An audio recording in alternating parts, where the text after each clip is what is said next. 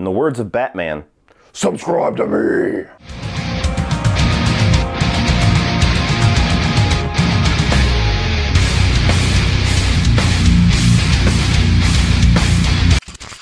So Batman Begins tells the story of billionaire Bruce Wayne rising from the ashes of grief of his parents' unfortunate murder to become the legendary Caped Crusader in Gotham City. Well, we're here, everybody. In the Christopher Nolan review series, we have arrived headfirst into the Dark Knight trilogy. I'm still going to do these movies in order of release, so you're going to get a Christopher Nolan movie, and then the Dark Knight, and then a Christopher Nolan movie, and then the Dark Knight Rises, so don't get too impatient waiting for the Dark Knight review. But Batman Begins, the movie that quite honestly reset the stage for what a comic book movie could be. I mean, we have a lot of movies that's responsible for the progression of the comic book film, like X-Men, Spider-Man, Blade. Batman Begins definitely was one of those important milestones in reinventing how serious, how grounded, and how great a comic book film truly could be. It seems like a long time ago, and a lot of people have the privilege of living in an era where we never had this stink, but a lot of us remember, back in the day, comic book movies used to suck continuously. They were like the video game movies that we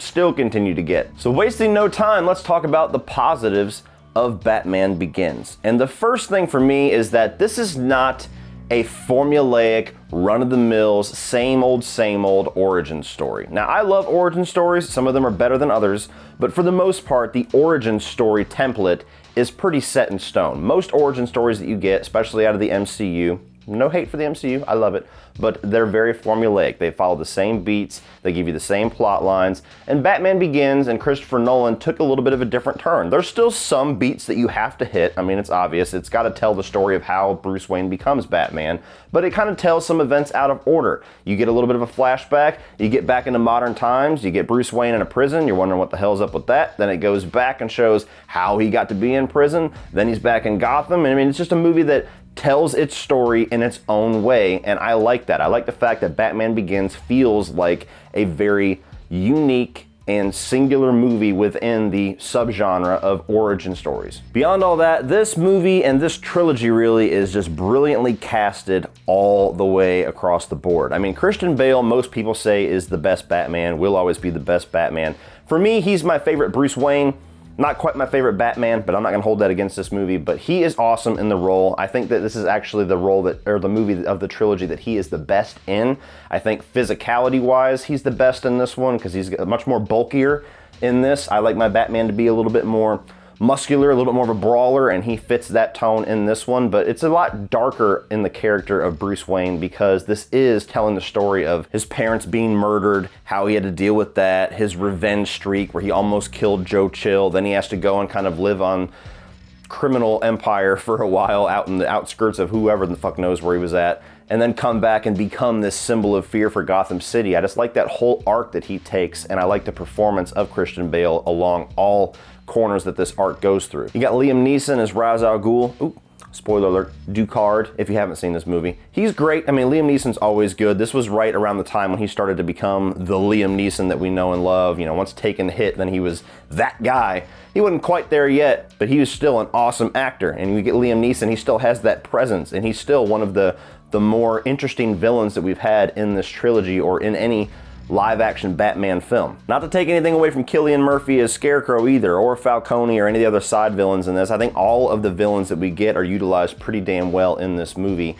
And though I would like to see a movie where Scarecrow gets the full stage, kind of like how Arkham Knight was as a video game, I think Cillian Murphy and how he's utilized, and you know, the theme of fear and his fear toxin and his, you know, henchman's level status of Ra's al Ghul, I think it works really well to tell this story without having too many pieces to the puzzle, too many cogs turning, or what people tend to call the Spider-Man 3 effect. And then all the side characters. I mean, Michael Caine as Alfred is awesome. I think he's the best Alfred by far. I love Morgan Freeman as Lucius Fox and that very kind of subtle comedy that goes on between him and Bruce Wayne, where Bruce Wayne knows that Lucius Fox knows something's up with all these things that he's taking for spelunking and base jumping and all this other bullshit, and at the same time, he's just kind of like, look, man, if I don't know the truth, I don't have to lie about it, but don't think of me as an idiot. I love that whole dynamic that they have. Nomex survival suit for advanced infantry. Kevlar utility harness, gas-powered magnetic grapple gun. What's that? On the tumbler? Oh, you wouldn't be interested in that. Gary Oldman, the great Gary Oldman. I mean, we have Drexel as Commissioner Gordon. Not quite Commissioner yet, but we have him as Gordon. Great. I love everything that he brings to this character. I think that he is also the best version of this character that we have ever gotten. And I might die on an island with this, but I'm here to defend Katie Holmes. I think she's actually good in this movie. I think that some of her lines that she is given is not necessarily as great. I think it has absolutely nothing to do with her performance. I see that a lot where people were like, oh my God, thank God they replaced her in the second movie. We'll get into that when I get into The Dark Knight, but I actually think she's good. She works as a love interest and a best friend character to Bruce Wayne for me. Beyond all the acting, I really like this movie's balance as far as being serious and grounded and having those Christopher Nolan kind of takes for how we're going to develop this story, while feeling very much in a comic book. This is the most comic book feeling of any of the Dark Knight trilogy movies. And to me, I actually like that. I actually prefer that approach. I think that The Dark Knight and The Dark Knight Rises feels a little too clean, a little bit too grounded for me. Not that that is a bad thing. I mean, it's a minuscule thing to even notate, but I like the fact that Batman Begins has a very certain color palette to it with the filter that they take. It's kind of like a burnt orange brown. I like the wide shots that they give of the outside of Gotham City, and there's the smoke and fog and steam, and it looks like the Gotham City that I grew up with the visions in my head with, like the Batman animated series and anything. This feels like Gotham City to me. When you watch this trilogy, it feels very deliberate on Christopher Nolan's end, where he kind of makes each movie has its own feel. Each movie has its own color filter to it, has its own style, has its own approach, its own tone. I mean, they feel like a cohesive trilogy, but each movie has its own flavor, and I like that. Going along with that, every single one of these movies in this trilogy kind of harnesses in on specific themes, this one being fear and the effects of fear and what it does to a person, and I actually like that too. You don't really get thematic exploration in comic book movies too often, especially like if we go back to 2004, I think, when this movie came out. We definitely weren't getting a whole lot of that in comic book movies. We've advanced a bit since then. What do you fear?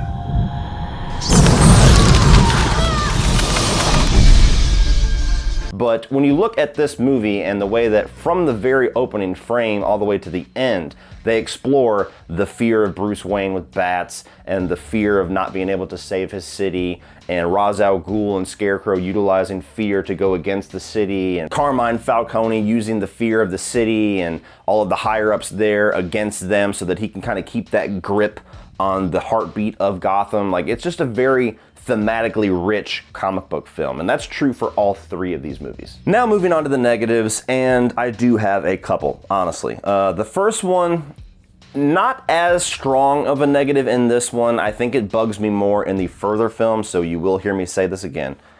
I'm not a gigantic fan of the Christian Bale gruff Batman voice. I think there's some scenes where it works. The swear to me scene, like that really works, but some scenes I feel like it's a bit forced. Now it's kept very minuscule in this movie. So this movie is the least egregious of the three. Like I said, I'll get into it more as we go along, but especially after you get Ben Affleck's Batman where he has a voice modulator, and they have so much technological exploration in this Batman where he has all of these modern grounded things that he uses for his bat suit.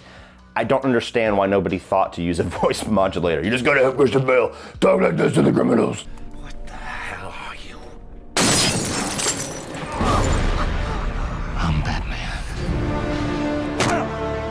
And I also gotta call bullshit on one big major issue that I have with how this movie tries to follow its own rules. Like, we all know the one rule, and they make it a very hard-pressed thing in this Dark Knight trilogy, especially the second film, that Batman is going to follow that one rule, that he will never kill. He will never step over that line because he will always have that to barricade himself from the criminal underbelly that he goes against.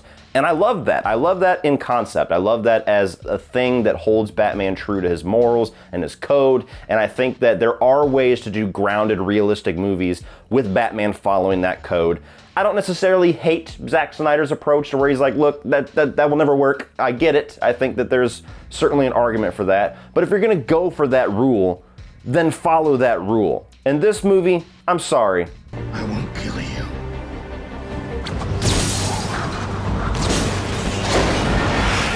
But I don't have to save you. Bullshit. You do not get to excuse yourself from that, Batman. You killed that motherfucker. Just own it. Own it, Christopher Nolan.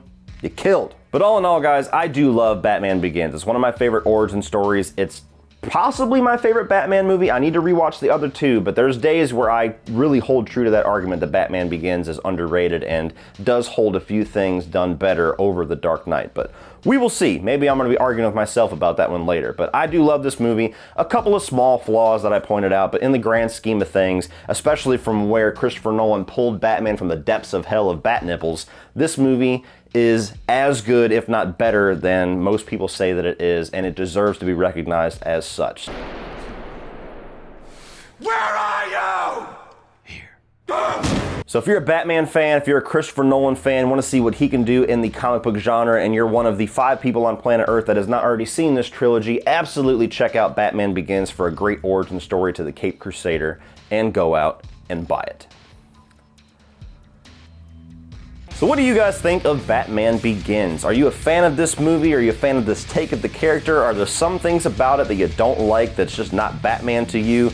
Do you agree with my negatives? Do you think that that's ridiculous and this movie's flawless? Is this your favorite or least favorite in the Nolan trilogy? Let me know that down below too, and keep your eyes peeled for, I believe, The Prestige, which is coming up next. So hit that like and subscribe button so you can get that whenever it is released. Share this video if you enjoyed it, and as always, remember, opinions are like assholes, but that doesn't mean that you have to be.